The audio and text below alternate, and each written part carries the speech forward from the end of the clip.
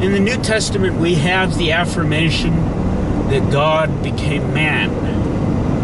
He dwelt among us and lived.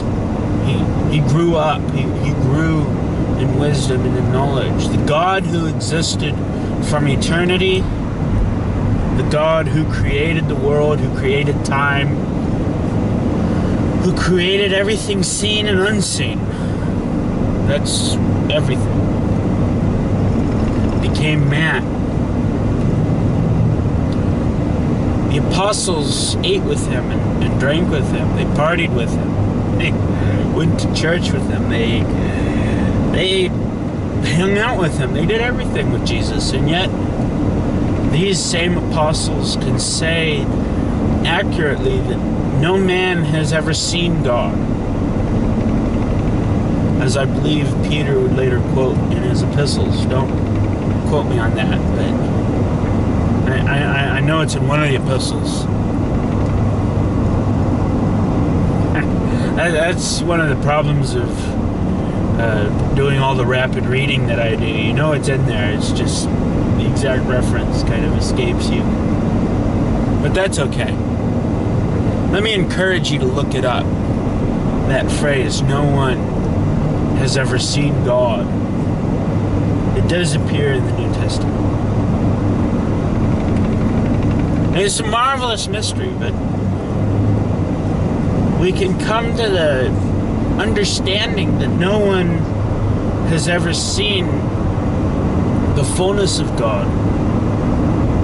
And yet, we have had the chance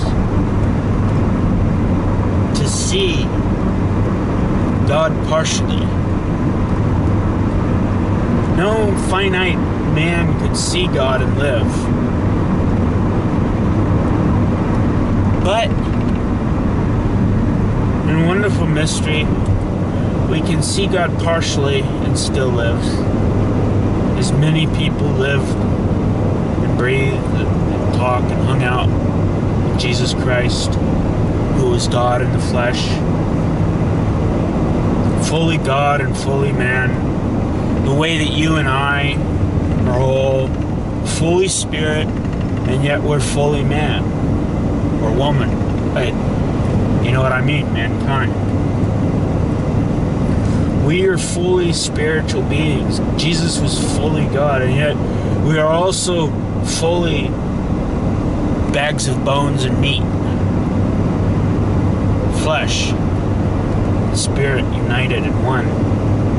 Jesus was flesh and spirit united in one, just as we are. And yet his spirit was Almighty God.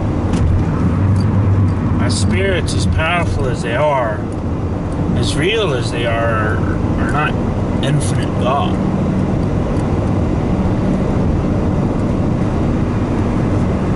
It's a wonderful mystery that no one has ever seen God. And yet a few of us have been privileged to walk and talk with God.